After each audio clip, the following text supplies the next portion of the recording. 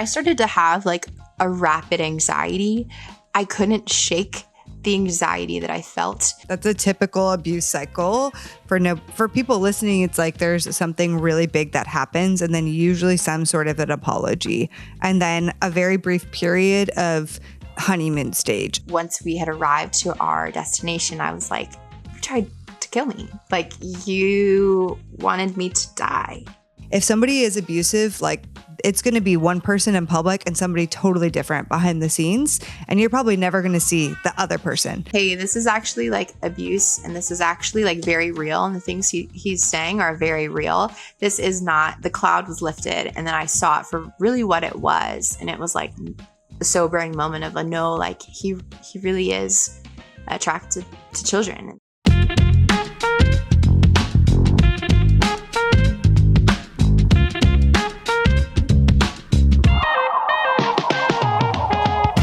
From a devoted missionary who met who she thought was the one to ending up in the most abusive, perverse relationship. Miah Huber's story is going to encourage you today. It is one from ashes into glory, and it is painful, and it is raw, and it is real, and it can happen even in the Christian church. And so I want you to listen today with tenderness. If you've never been in an abusive relationship, listen with open ears. And if you've ever been abused in any capacity, I want you to listen today to the encouragement and hope that awaits for you. And also know that some of this interview may be hard to hear. So I'm super excited to dive into Miah's story. It is so powerful, and I know you'll be so encouraged hearing it. All right, guys, we have Miah Huber on the podcast today. What's up, girl? Hey. How are you? I'm good. Yeah, I'm so excited to just get to like finally chat with you. I feel like I've followed your journey for a long time. So to be sitting here is just kind of unreal and a full circle. Oh my gosh. Well, that means a lot, and glory to the Lord truly for that. I can't help but notice that you've been growing this amazing platform. You've become sort of this Christian matchmaker online, which I love. And in the midst of it, you're sharing some of your testimony. And so people started sending me your account, and I'm like, who's this gal? Like, this is awesome. I like, and you're hitting more of that Gen Z people, which I love because we have some of those people listening to the podcast, but it's so needed. So I love the space that you're trying to enter into. And, just like kind of, feel like something that we share, Miah, is that for me, I came into the space not thinking that I would ever be in this space, not even wanting to, not thinking like, hey, sorry, I'm not the dating queen because I've done it a lot of the wrong ways. In fact, you probably don't want to follow my journey. And I just felt the Lord calling me into it. And what is awesome is just kind of doing it in the midst of still dating and still healing. And I feel like that's what you're doing. So it's so amazing to see that the Lord is moving in your life as you're still actively single, still, I'm sure, healing in various ways. And now using your story to encourage others. So can you just tell people a little bit about what you're passionate about right now? Yeah.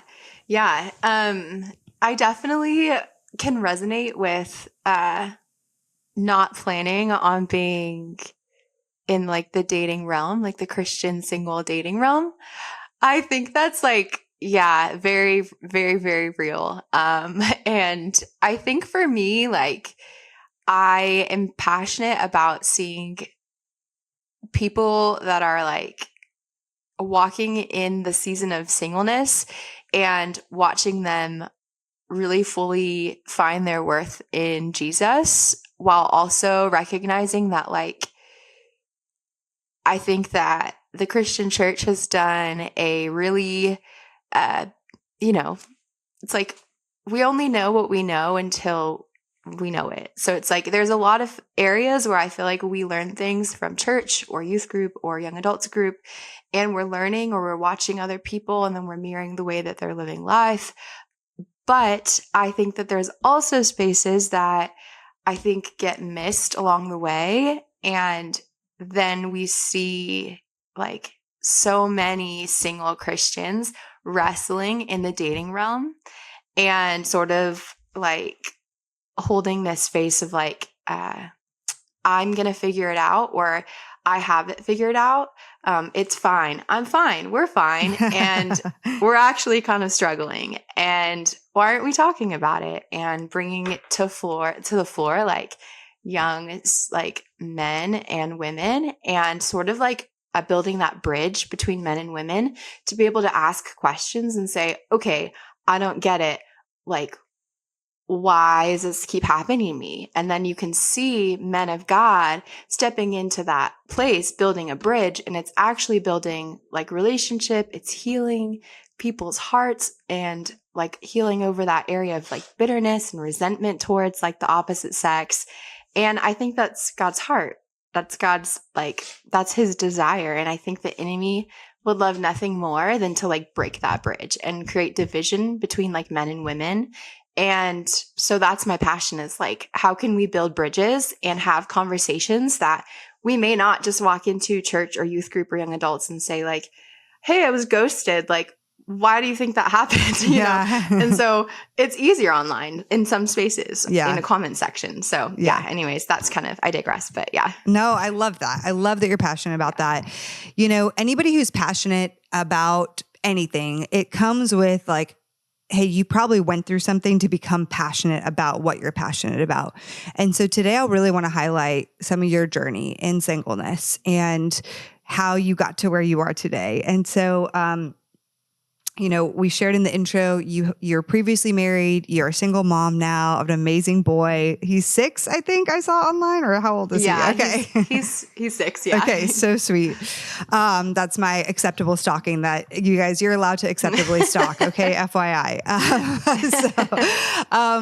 So I'd love to know you're married, you're no longer married. We're going to really dive into some of that in your healing journey as well. Take me back to like how you met this said guy before your sweet son was in the picture.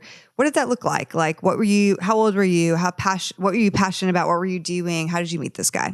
So I, at the time was living on Oahu, and I was in a like missionary school called Youth with a Mission in Honolulu, Hawaii. Yeah. I was really young. At the time I was 20, and I was, you know, in this new Bible school and kind of just like a sponge absorbing all of this information. My ex-husband was on staff in the organization, and I really looked up to him. He was someone that I was, you know, a leader and someone that held a really firm like reputation that was respected in our community.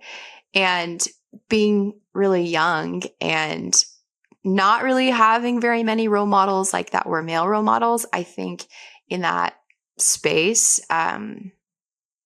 you know, being in YWAM and sort of having this zeal and this passion for Jesus, there was a lot of us were driven by this radicalness, which I don't think is necessarily wrong. Like, to be radical for Jesus, to have a zeal for the Lord, like to have a burning heart for Jesus is beautiful. But I think for me, it got a little bit wonky in the space of like, my theology was a little mixed up. The things that YWAM was teaching were a little off in the dating realm. And yeah, so we met in YWAM. He was on staff, and that's kind of where it started. Mm-hmm. Leading up to that too, because you mentioned you didn't have a ton of male role models. You don't have to divulge everything about your childhood, but would love to know what did dating, love, relationship, what kind of model did you have or think about that before you were in YWAM, before you entered this, you know, like school that you went to? What did that look like? I mean, I had a couple of relationships in high school, and I had like a high school sweetheart. And then in college, I dated somebody. So I think I found myself in relationships quite frequently. And I think my dad lived on Oahu. And so I didn't have like a present male role model growing up. And so I think that for me, I seeked out like that, perhaps like affection through relationships. I'm not really sure if I realized that at the time. Your parents were not together, so he lived. Yeah, they had split up. Yeah, so my mom lived. My mom lived in the Southwest, and my dad he lived in Hawaii, and so and then I when I was in college, my freshman year, I had broken up with my high school sweetheart, and then I had like a really poor experience my freshman year. It's public information, so I guess placing a trigger warning here, perhaps, but I experienced, in my freshman year, like a sexual assault. And in that space, I think that for me, like, I think often people kind of, they go like one way or the other, where it's like, I'm going to like not entertain the male like gender at all, and like, don't touch me, don't look at me. And then there's almost like an anger to where, it that like drives them in one way of like, I'm so angry about this, I'm going to run this way. Yeah.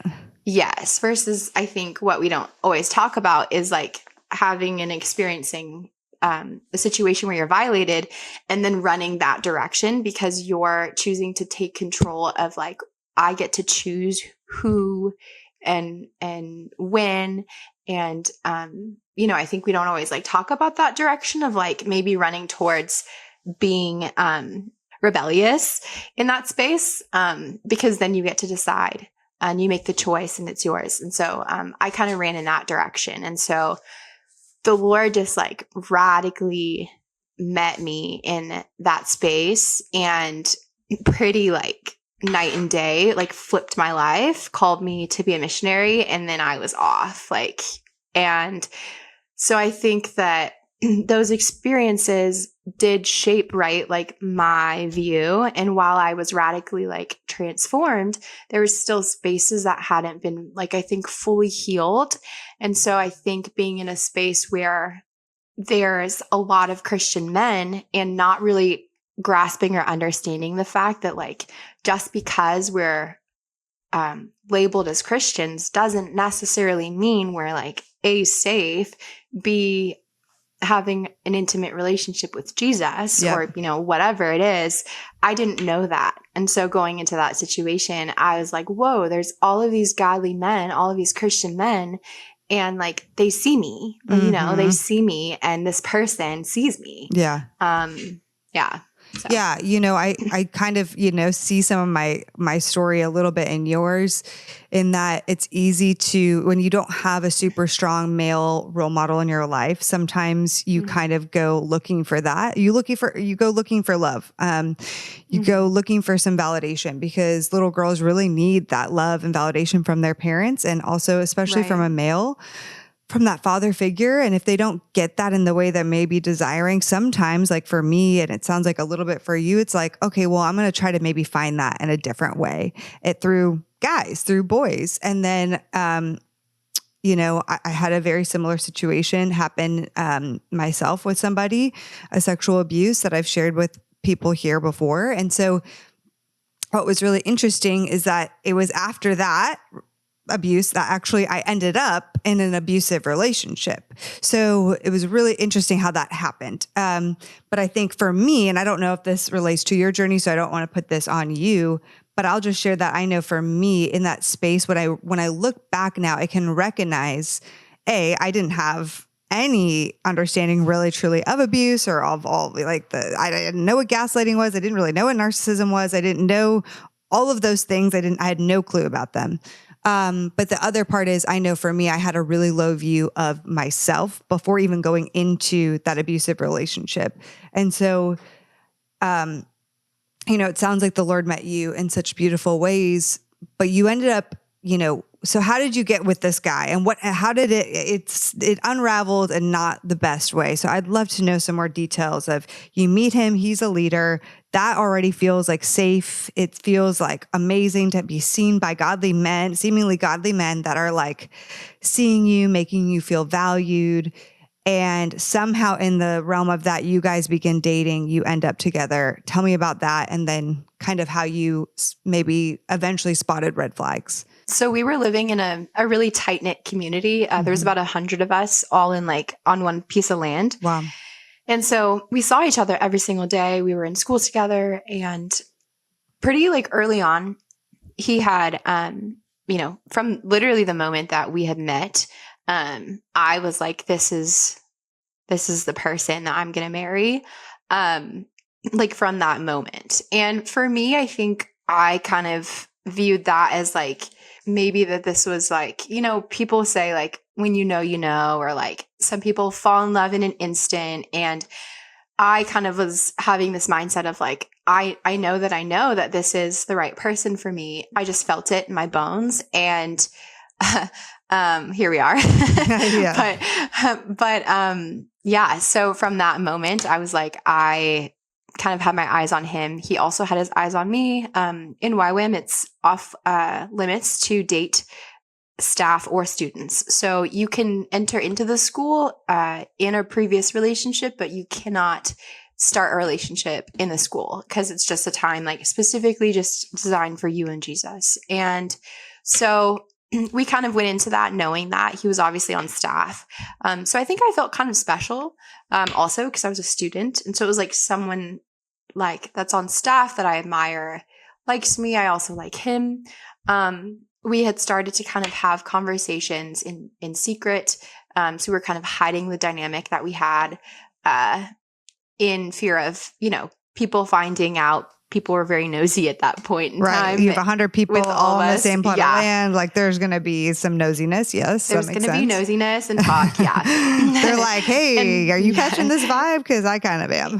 Yeah. Yes. Yeah. Literally. Yeah. So we tried to like kind of be discreet about it. And then after about a year, we had conversations about like what the future looked like. And we took some time to pray about it. And I remember really distinctly him saying to me, like, I want you to know that I don't believe in dating. And so in the school that we were in, we had a teacher that had come and given a lecture. And he basically had said that dating wasn't biblical. And he had taught that if God can speak to you, then he can tell you who your spouse is. And that we didn't need to date to figure that out.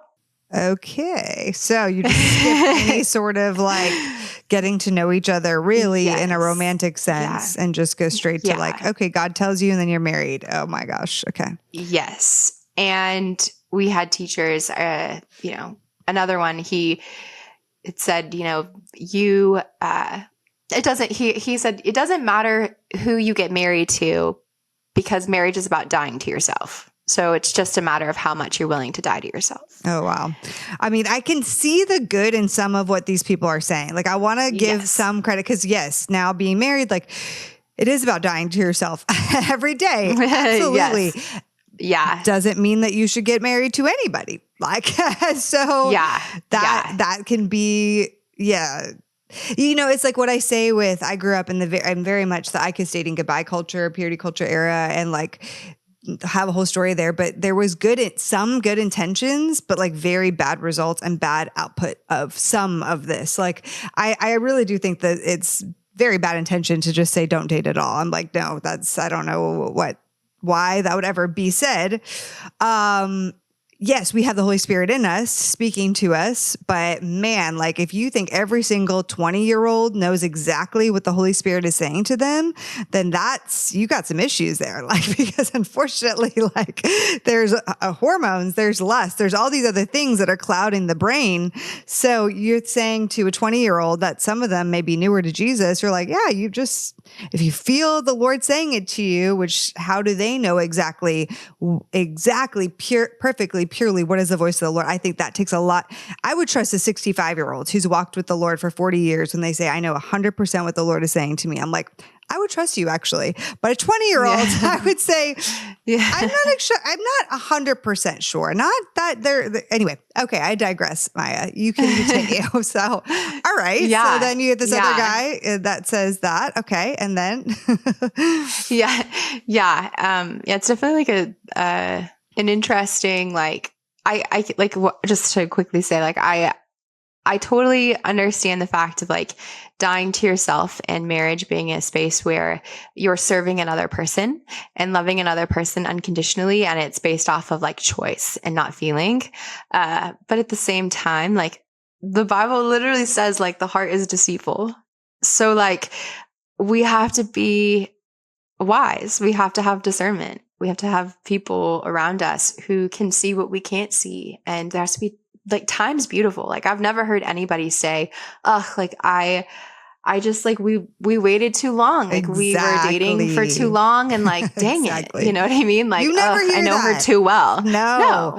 I've But people rush into things. thousands of singles and never have I heard that. But they get into the feels and they get all into it and they're like, God told me, and then they rush and then it's like, wait, I shouldn't have done that. Yes. Yeah, exactly. So many times. Exactly. Yeah. But at the time at 20, right? I'm like, God's telling me that I think God's telling me that this is my future spouse and this is what I'm feeling. And I've never felt this way before. And so a lot of us actually formed this sort of like theology around dating in this school. And, you know, he took it quite literally. And so that was kind of like the ultimatum. And at that time, I still had this sort of like, my spirit was discerning, I think, this space of like, that doesn't fit, like that doesn't align with me.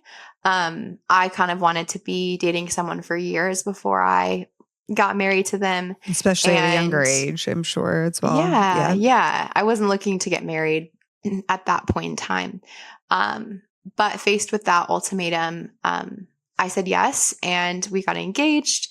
But like, you know, for that full year, I didn't see at that time any red flags. I remember calling my best friend like a couple of days before I got engaged. And I was like, I have met like the most safe person. Like I felt like I hit the like jackpot. And this was like the safest, most like kind person that I'd ever met in my entire life. And I was like floored that I would get the opportunity to like be with this person for life. And so looking back and seeing that space, it's pretty scary and pretty wild that, you know, I was so confident in that space. I think as far as like red flags go, I get that question a lot. Like, what red flags did I see? Because I think there's a lot of people that want to know so that they can spot those red flags for themselves. Or they're just curious, like, how do you end up in that situation? And like, that's just a very wild story. There was like a particular incident where I had come back from my trip.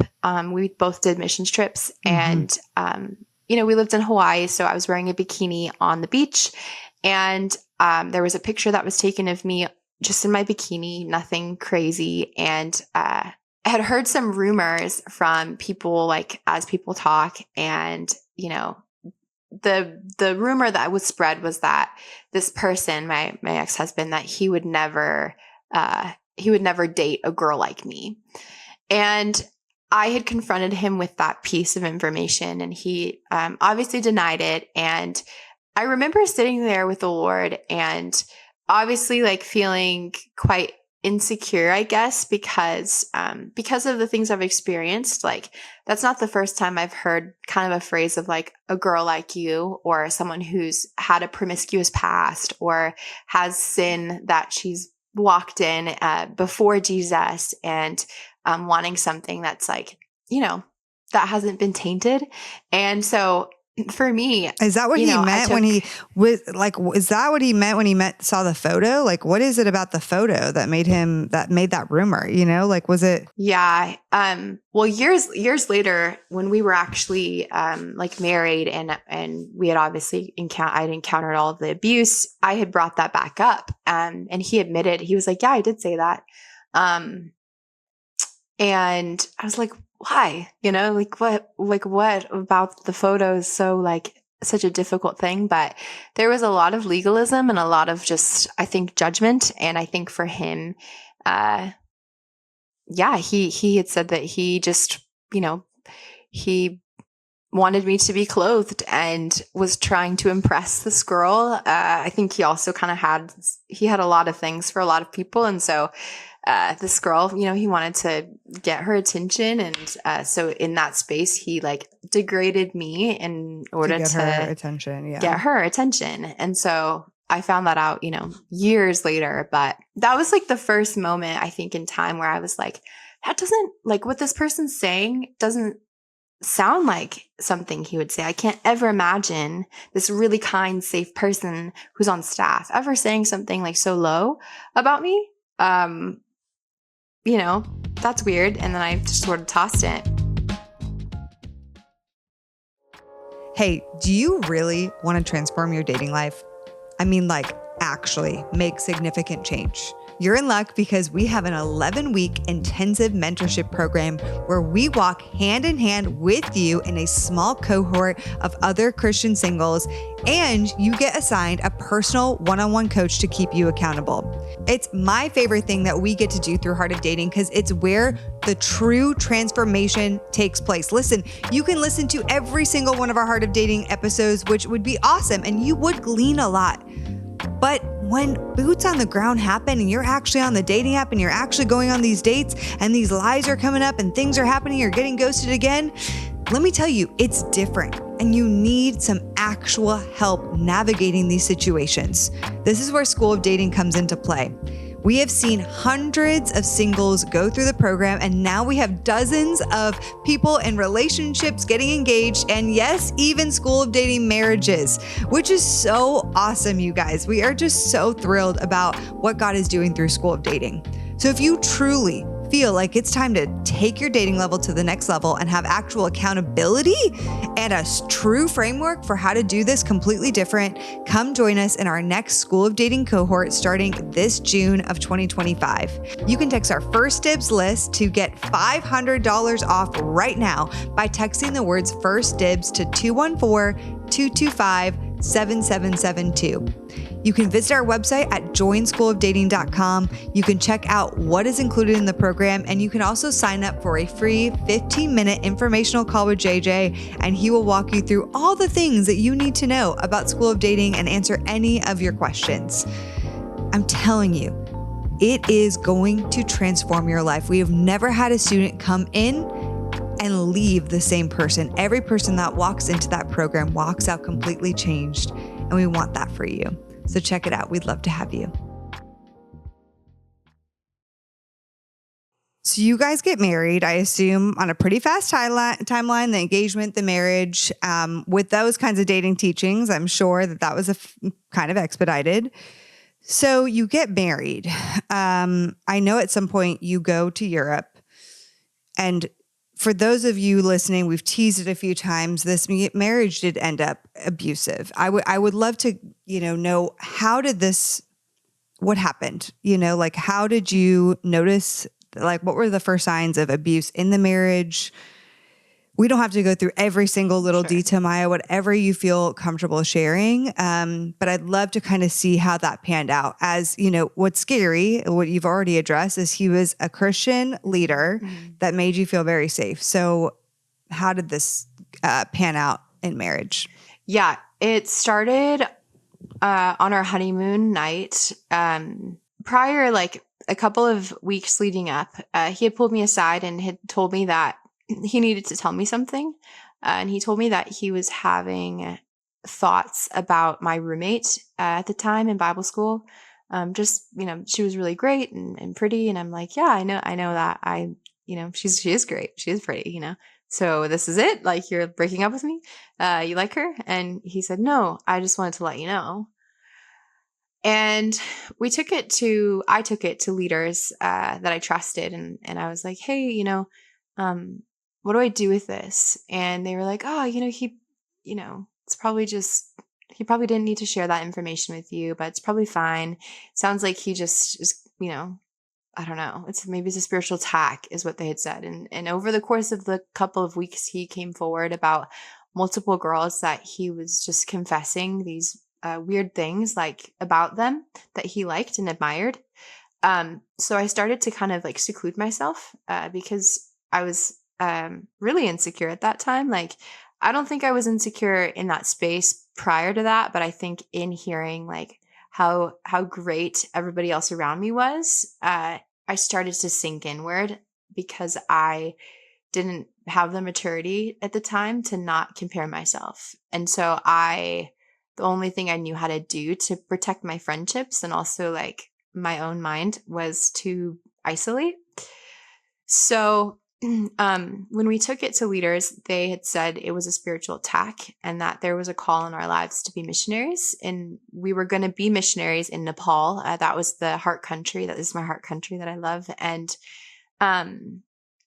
so they prayed over us and they encouraged us to move forward in engagement. And I started to have like a rapid anxiety. I couldn't shake the anxiety that I felt. And, you know, people I trusted kept saying, it's just a spiritual attack. It'll go away once you get married, because this is what God's calling you to. You both have had enough confirmation. And so we got married, on our honeymoon. Yeah. On our honeymoon night. I remember everyone leaving, and just feeling like I wanted to go with them. And that's not how you should feel on your honeymoon. No. At the time, I think my spirit sensed something was about to happen. I don't know. And I just watched everyone leave and wanted to leave with them. And we, you know, on our honeymoon night, he had basically like would withdraw himself, and then I would withdraw himself, and then I would, you know, it would cause me to ask questions, kind of like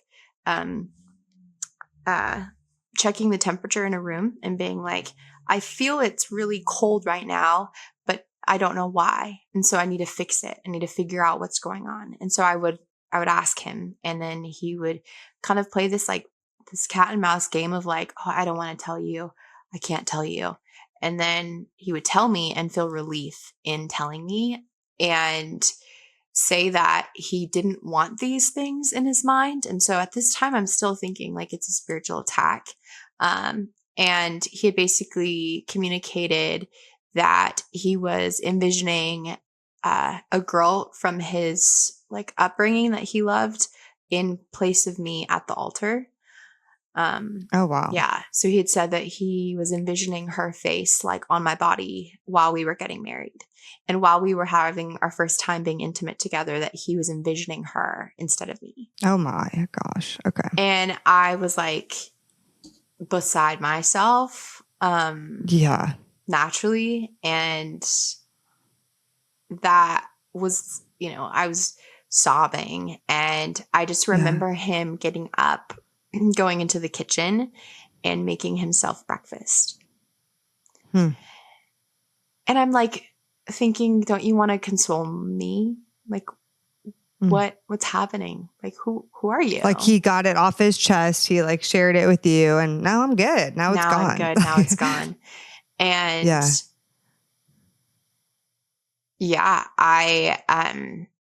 I remember in that like moment, I took my wedding band off. Actually, I set it beside the table because I was like, this is not, something's very wrong. Like this is very wrong.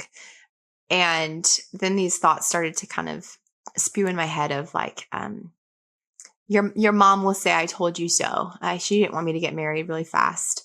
What will people think? You just got married. Like,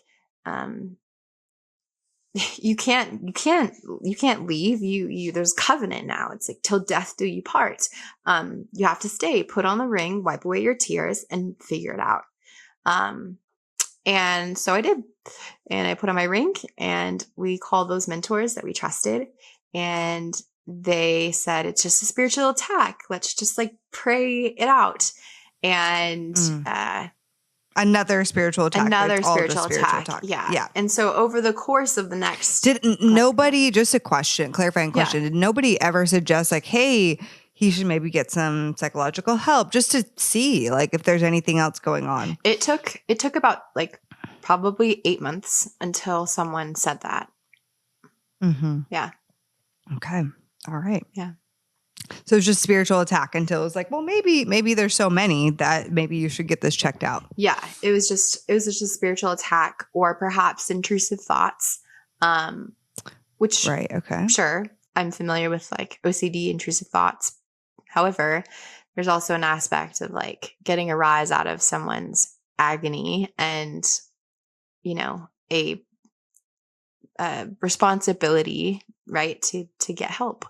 And so it took about like 8 months. And also there was a very like secluded little group of mentors, because we were being told like, don't tell other people, because this is to like guard and protect. As a wife, I was to guard and protect his reputation, because he's a leader and because he's someone that people look up to.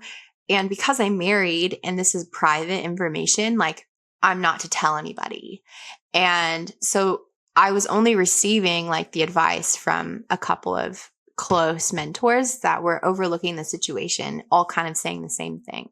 Okay. Yeah. So 8 months goes by. Walk me through the transition into, how you started figuring out, you're already feeling in your body, this doesn't feel right, this doesn't feel good. Mm-hmm. At one point, didn't you know, like, no, this isn't just like feeling bad in my body, like this is not okay. And this is getting to a point of like, I don't know what I did here. I need to maybe leave. I like, walk me through if you got to that place, or when you got to that place, how did that happen? Yeah. I think around this 6 to 8 month mark, we had moved to Nepal.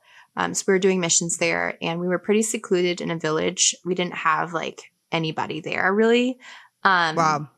And at that point I was like very like internally beaten. Like it was, day after day confessions for like months of different women. Of different women. Wow. Women like degrading my body, or saying he didn't love me, and just really being like internally beaten, and coming to this place of like, I don't see my worth and value. Like I don't want to live.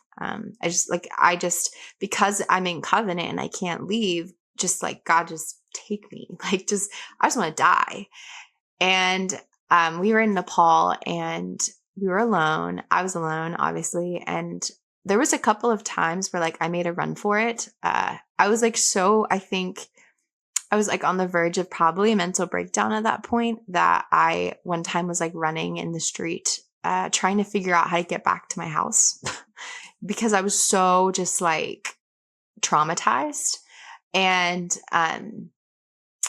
so when I was trying to run and leave, he found me, and then we had a motorbike at the time. And on the motorbike, because I was in that headspace, I was going to release the handles and just kind of let go of the bike, because I was like, this is it. I can't do this. I don't know how to do this. And when I had said that to him, that I was going to let go of the bike, he pressed on the gas harder. So I flung back to try and throw me off the bike. And that moment was the moment where I totally, Holy Spirit, like gripped on, hung on for dear life, and got back up.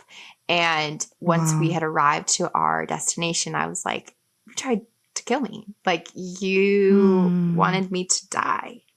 And that was like, I think that physical moment was a moment where I was like, it wasn't just like words being communicated, but like, I guess, an action. Whereas like both are abuse, both are still abusive. So for people who are listening, like, just because someone's not flinging you off of a bike or physically hurting you, like, there's an internal beating that happens, and a like something that really happens to your central nervous system that causes you to start to literally like decompose. Like, it's really very real, having emotional abuse and psychological abuse. But it got to that point, and then it got very dark around that time. And I locked myself in a room once we arrived to the home, and he communicated more thoughts that he was having, except this time they turned quite dark, more about ways that he could injure me or like take me out. I'll leave the details out because they're a bit like tough to hear, I guess. And I don't know like who's listening, so there's just trigger warnings around this. But I remember just praying and being like, God, I need you to save and rescue me. And we called his family, and they flew us on an emergency flight back to the US. And there was also always this wave of sort of like these large things happening, and then the I'm sorries, and the I don't know why I'm doing So he this. would apologize and like, okay. Yeah. And be very, That's a typical abuse cycle. Yeah. For people listening, it's like there's something really big that happens and then usually some sort of an apology. Yes. And then a very brief period of honeymoon stage of some kind, whether that's like good behavior, whether that's like love bombing or just saying all the right things. And then eventually it like builds up to more attention and then something bad happens typically again. So just to kind of like spell out that abuse cycle. So he would come back and say, I'm sorry. Yeah. And say, I'm sorry. And so then, it's like, there's love there. And I think that's something that confuses a lot of people in abusive dynamics, or even people who've never encountered it. And they're like, why did you stay? It's like, well, there was two people. Right. There wasn't always the bad. And when it was good, it was pretty good, for periods of time until it wasn't. And, that's what keeps people in an abusive relationship. That is the whole point of the cycle of abuse. Is because, there's a lot of this sort of brainwashing and this like cycle that continues, and you don't even realize it while you're in it. You don't even realize it's a cycle.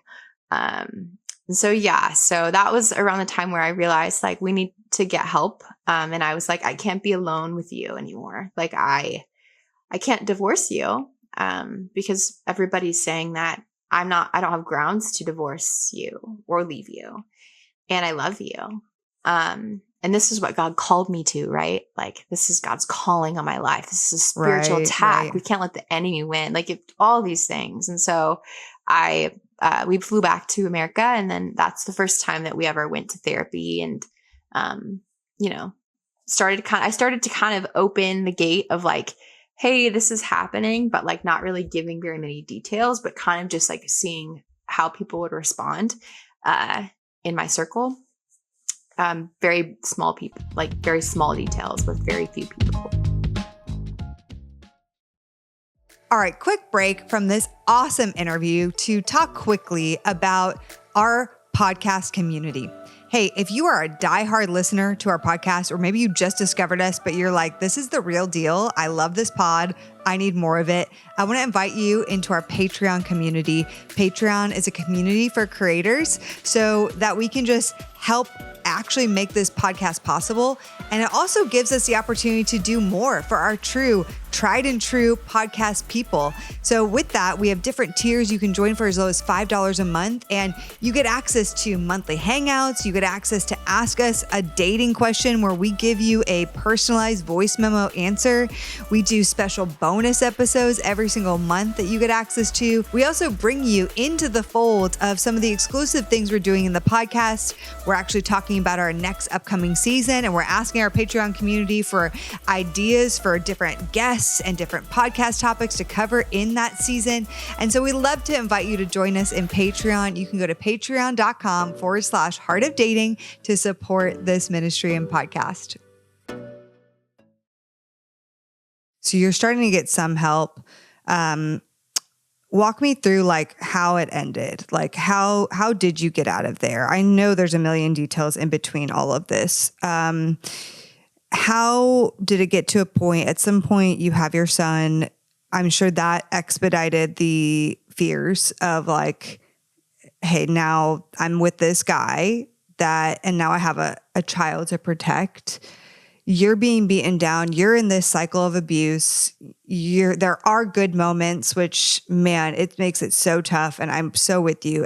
Like an abuse victim tries to leave a minimum of 7 to 8 times before they leave for good. I don't know how many times you tried to leave. When I was in an abusive relationship, I tried to leave like 25, 30 times, to be honest. Yeah. And I kept coming back. And so for some people, I think it's also much harder when you're married. I wasn't married to this guy, so I kept like leaving, coming back, leaving, coming back. It's much harder when you're married and you live together, to actually try to leave.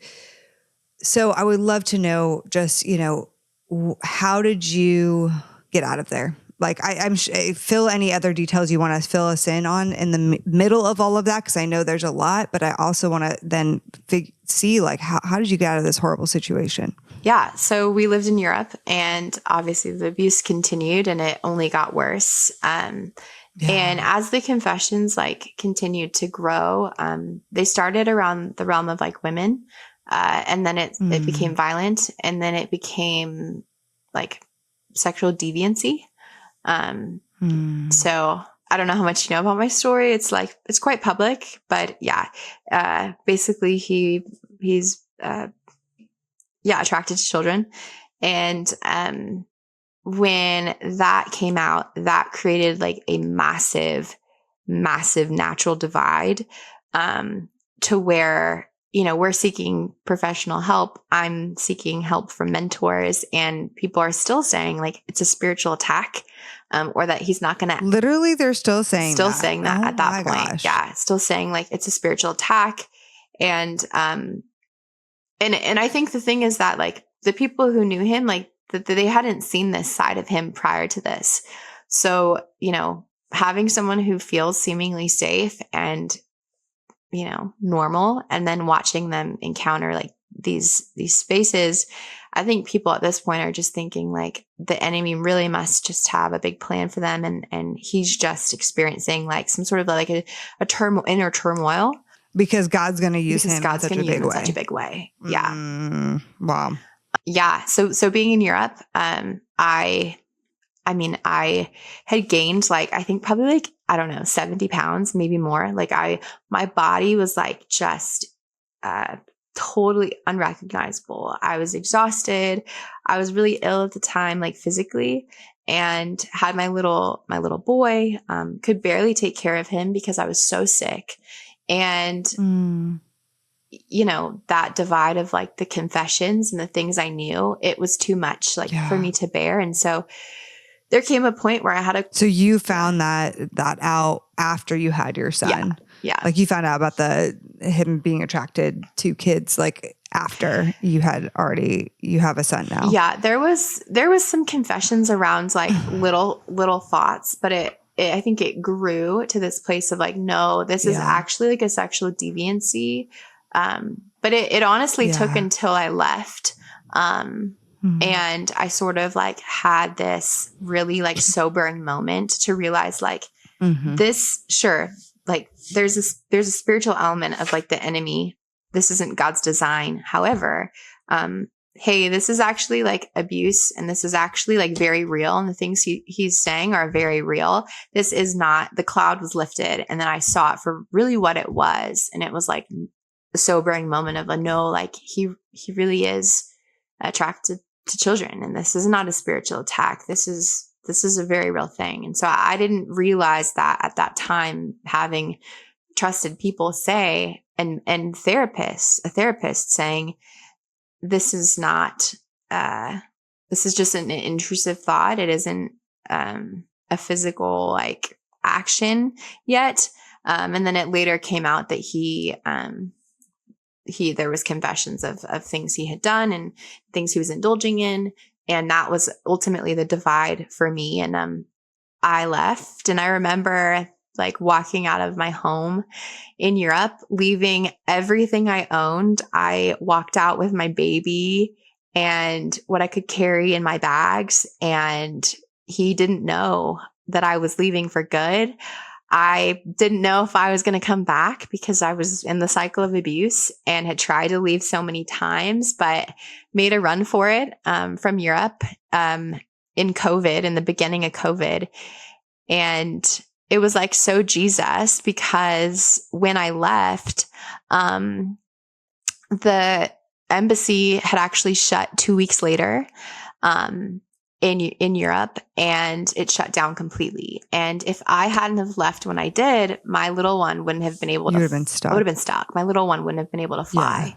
Yeah. Wow. And I didn't know if I was making the right choice. All I knew was that there wasn't change happening, and there were words, but there wasn't an actual physical action or anything of substance happening. And when I was at the embassy, there was like just literally just, door after door opening. God was just paving this like way, literally like Wow. rivers in the desert sort of thing. And at the very last stop, basically like there was some issues with my son's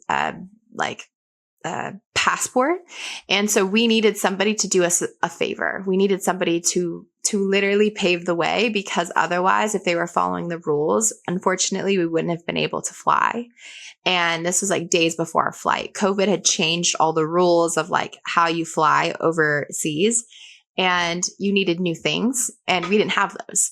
And at the very last stop, this woman who was going to decide about the passport, she looked at me and she said, red or green. And for people listening, you're probably like, and what does that mean? Is that your favorite color? But like, I'm from New Mexico. And so red or green chili is like really big here. And so people who are natives will often ask each other like red or green. And people will say Christmas if they're real New Mexicans, because you mix them together. And so when I realized that, I said Christmas. And she said, that's the right answer. Here's your passport. So she actually was from the city that I was in, all the way back in Little New Mexico. She had went to college here. Wow, no way. And so that was kind of the connection. And I knew in that moment that was the Lord like being like, wow, I'm getting you out of here. Like, I need you to leave. And so Wow. we left the next day or 2 days later. Wow. Yeah. So you come back to America, and I also want to ask this question. Did you because most of the time when somebody's being abused, and it sounds like you only invited a few people in. I'm curious if you ever, this was part of my story. I'm just curious how it happened for you. If you ever tried to bring in other people who maybe didn't believe you, or kind of like gaslit, or unintentionally maybe, but were like, no, like listen to the mentors, or like, did you ever try to dabble in telling more people about this? Or were you more just like, hey, I'm going to only share it with these mentors and people, because I'm kind of scared of telling other people? What did that look like along the way? Yeah. I mean, I only shared it with very select people to protect his identity, like his character or his integrity. Yeah. And I stood pretty firm on that. But when I left, I started to share it. And that was when I received a lot of people lashing out about the fact that like it wasn't true. I think people had a really hard time believing that that was the situation. And still, after everything, there's a large divide, unfortunately, within like our community of people who feel like they have to choose sides. And for me, it's like my side is right. Like my choice is safety. So like people who are connected to him, I unfortunately have to sever that, because I'm trying to keep myself and my kids safe. But I think it wasn't until after I left where I got dismissed plenty of times, like by people who would just say like, that's marriage. Marriage is just hard in the beginning sort of areas. Or I don't know what to say. I can't give you advice. It's out of my zone of what I am capable of, sort of turning me away. And then once I actually started saying like the details, people doubting that was actually true, because their experience obviously was very different. So, and that's just, I feel like, a great note to listeners of like, it's very hard to understand abuse if you've never been in it. So as a person, if somebody is sharing details with you that feel wild and feel like so crazy out of left field, like I really want people to just consider like, don't try to rationalize somebody's situation, because sometimes it's not going to make sense. It's a lot of times not going to make sense, especially if you know the two people. If somebody is abusive, like it's going to be one person in public and somebody totally different behind the scenes. And you're probably never going to see the other person. You're only going to see what they want you to see in public. And so for you to discount somebody's experience because you only see this other exterior view, it can be so painful and can actually lead abuse victims completely back, because they're like, because they experience both sides. Like you said earlier, like you experience the good side and you experience the dark side. They don't experience the dark side. So when they're continually affirming the good side, you're like, oh yeah, like I should clean back onto the good side. Maybe he could just come back to only being that. Like maybe there is hope. Maybe Jesus can change him. And like, everyone else believes that like he's this great guy. And so I just wanted to make that note, because unless you've been in abuse, there really is no way to rationalize or understand if you don't see that other side of that person. Like they're very good at hiding. Somebody who is abusive is definitely probably lives a double life and is very good at hiding the other sides of themselves. Miah, for you in the days after you left, I would love to know, like, how did you walk towards healing? How has the Lord worked in your life? I mean, this is a miraculous testimony of like the Lord paving the way for you to get out of there, but albeit I'm sure not without still pain and hardship and you're raising a boy as a single mom. Like, how has the Lord healed you and met you in these years since you have finally gotten away from this guy? Yeah. I'm like, whew. Honestly, I don't really talk about my story very often. So I'm like, wow, that's so crazy that happened to you, Mai. It's like my literal story. Which tells you like of the transformation of God. Yeah. You know, that is Jesus's redemption. When I left, it took a long time. I ended up having a stroke. I don't know if you know that, at 25. Yeah, I saw that online. Yeah. And so I had to like relearn how to like walk and count numbers. Was this after you left? It was about a year after. Oh, wow. But in that, so like maybe all the trauma had built up in your body and it like led. Yeah. Yeah. Wow. My body sort of just shut down, which is why I say like, hey, you don't need to wait for someone to hit you to leave. You know, my body like shut down, but looking back, it was a hard reset. The Lord actually was resetting me at forced rest because I just jumped straight into single motherhood and working a full-time job. And the Lord was like, no, I'm going to have you rest. Like, I really believe he allowed for that to happen and that passed through his hands so that I could forcefully rest. I don't think I would have otherwise.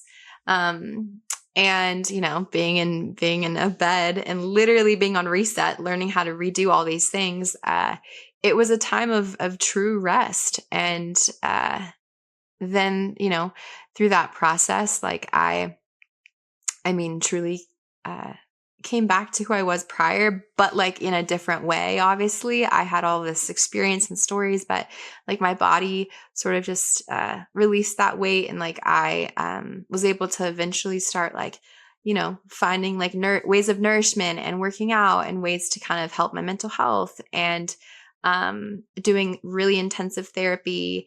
Having like mentors and like life coaches and spiritual mentors. And I really fought for that. Like, it did not just happen because I left. Even though I think sometimes people feel bitter because they're like, ugh, I have to heal from something I didn't cause. From someone else's poor choices, I now have to do the work to like fix it.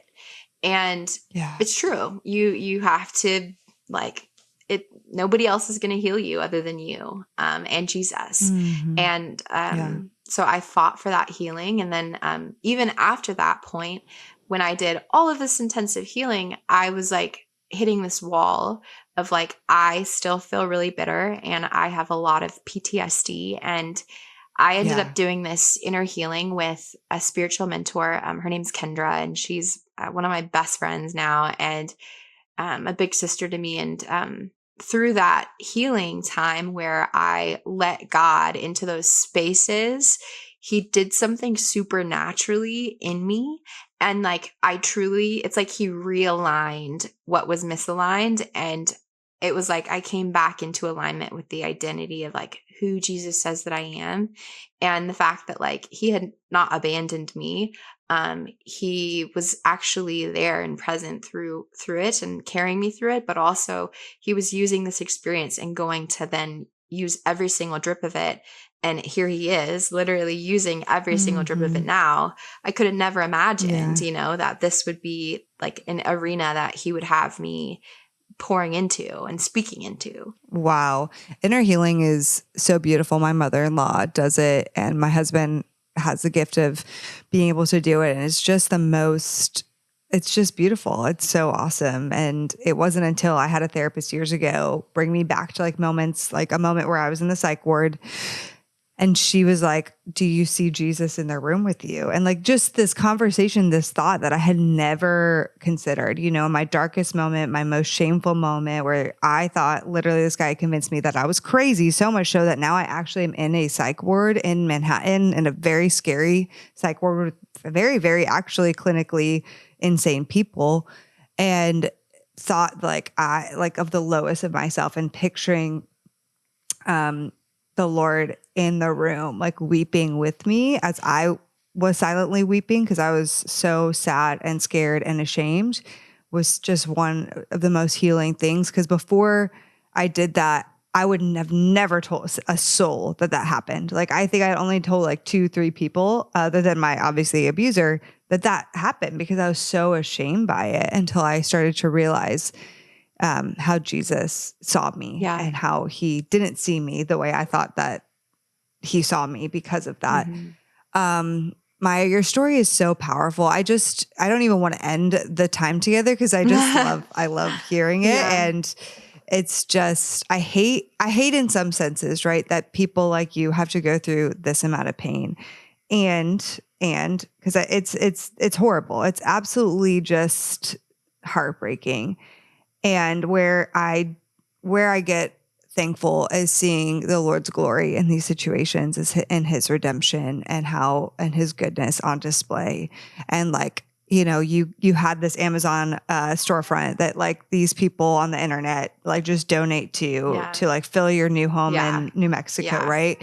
And it's just people rallying around you, and Instagram, and literally strangers on the internet like coming around and giving to your family and your life. And I feel like it's like the Lord just saying like, hey, I've got you. Like, I didn't abandon you during that time. This is the brokenness and the sin of the world that causes horrible things like what you went through.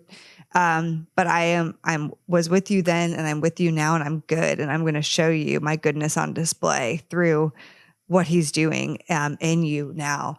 And so I just would love to know, I'm going to go back to my old school thing. If you have any final nugget of dating advice for the listeners today or encouragement. So I would say like, just to be tethered to the Holy Spirit. Dating is a challenge, and it's hard. I think a lot of people ask, like, even in my space on Instagram, they're like, the question I get a lot is like, why has it become so much more difficult? It feels so hard. And I often say, like, I think we're just kind of in this consumer culture where we're like, what can I get from this? And as soon as we're not getting anything, we just have so many readily available options that we're like on to the next thing. If it doesn't work, it's fine. You have Hinge. If it doesn't work, it's fine. You have, you know, whatever it is that you're using to meet people. And there's all of these options right at our fingertips. And dating, I think sometimes like we can forget to just be tethered to the Holy Spirit. And it's like, he really is like the best tour guide. I think that like there's this aspect of like educating yourself and having that responsibility to as a man of God, to be able to, in your singleness, steward that well and be like, okay, how do I guard a heart? How do I protect someone's purity well? How do I get my own lust in order, right? And the same goes for women of God, to be like, okay, I'm in my singleness right now. I'm anchored to Jesus and I'm like tethered to the Holy Spirit. How do I like learn these ways to really know that God is enough and that my worth and value comes from Jesus, because he says I'm treasure. He says that I'm precious. How do I walk in biblical femininity and like honor godly masculinity and not be afraid of it, but truly recognize like and understand what that looks like biblically. Like there's all these areas where it's like we're responsible for those things in our singleness. And when we're stewarding that well and we get into then a relationship and it leads to marriage, we're having a lot of tools. And I think a lot of us are kind of just like wandering around and it's like we don't really know what to do or why things aren't working out. And I think like learning how to sort of rest in your singleness, but also take charge in your singleness of the things you can, which is learning and educating yourself, knowing what to look out for in red flags from people who have already walked that road. Like, you don't have to go through trial and error. People already did it for you. And then we have stories and ways to know, like, hey, like if these things are happening in a relationship, look out for them, be aware of these things so that you don't end up in these situations, because I already have, other people already have. So yeah, I think gathering information, educating yourself, and also like learning to just truly anchor yourself and tether yourself to Jesus Christ and including him in the dating, because dating with Jesus is so beautiful. And it's so beautiful to walk in a season of dating. And when things don't work out, it's like you're hand in hand with Jesus, and you're able to really see dating from this place of like Jesus isn't this, like, I think this forceful God that's like, you have to marry this person. And he's putting all this pressure on us to like find the right person. And it's like, he's like, yeah, like there's freedom and there's options and choices. And this could be a great fit for you if you'd like, but no pressure. If not, there's also another great fit over here. And this is this, it's like dating with Jesus is so beautiful and it's such treasure, and he wants to be involved in those spaces. And so, yeah, I think, that's kind of something I would say. And, yeah, I think just, it's hard. And I think a lot of us are struggling and wrestling in the dating realm. Dating is hard in 2025 right now. And it probably was hard in other years as well. But I think, have a lot more tools than we did. I have a lot more tools than I did 10 years ago. People are talking about a lot more than they were, in my opinion, 10 years ago. So, yeah. That's the beauty, I feel like, of today's dating, is there's more tools. There's a lot of information out there. Some of it is not helpful in general. Like, I don't think we're supposed to, I think that we were never supposed to be exposed to so much information, but I think there is some beauty to more exposure to things that can be super helpful, especially as tools for dating. This is amazing, Miah. I just am so thankful for you. And I'm excited to see how the Lord continues to work in your life and in this mission that you have. And I think I just want to encourage you, keep using your story. It's just so powerful. It's incredible. My daughter's crying in the background, but it's amazing. She's amazing. Your feelings matter, girlfriend. They matter. But no, your story is beautiful. And so just, keep using it. It's just so good, Miah. And I'm just very proud of you, and glory to the Lord for all that he's done in your life and all that he's doing. It's really encouraging. So I just appreciate you so much. Yeah. Thank you so much for having me. And like really very fast, I listened to you like after my very first breakup post-divorce. I listened to a podcast episode that you had done, and I think it was about your book that you wrote. And that actually kickstarted like my journey. And so it's really funny and full circle. So to be sitting here and I just think it's beautiful the way you've paved a way for so many single Christians, and then finding JJ and walking in now a godly marriage, and you guys both pairing together in that call is like just really beautiful. And I think there's a lot of couples in this arena that admire and look up to you guys. And so, even including myself. So I think it's, just a really sweet opportunity, and such a Jesus thing to, just be chatting in general. So thank you for having me. I love that. Yeah. That's so fun. I love that. There's going to be somebody in 5 years' time that's going to say the same thing to you. Yeah. So I love that. Like, hey, your story encouraged me when I was going through this massive breakup. So I love that. Thank you for today. This was such a gift. Yeah. Thank you. I know. It's so nice to finally meet you.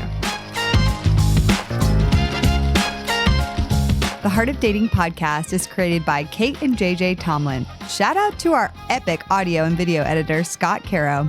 We have an amazing Heart of Dating team who helps bring this show to you each week. I want to shout out Elena Gibson, our brand and community manager. Now, if you guys have never ranked us or reviewed us on iTunes or Spotify, would you consider doing that? It would mean so much, because our podcast can get more discovered and more people can learn how to better date as Christians. Don't we all want that? We launch our podcast each and every week on Wednesdays, so we will see you next week.